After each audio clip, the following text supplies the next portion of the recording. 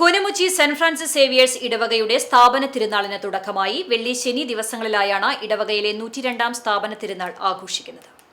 August 8 ശനിയാഴ്ച രാവിലെ നടന്ന ദിവ്യബലിക്ക് ശേഷം ഇടവക വികാരി ഫാദർ ജെയ്സൺ മാറോക്കി കൊടിയേറ്റം നിർവഹിക്കുകയും തുടർന്നുള്ള ദിവസങ്ങളിൽ വിവിധ ഭക്തസംഘടനകളുടെ നേതൃത്വത്തിൽ തിരുനാൾ ഒരുക്ക കുർബാനകൾ ദേവാലയത്തിൽ നടന്നു.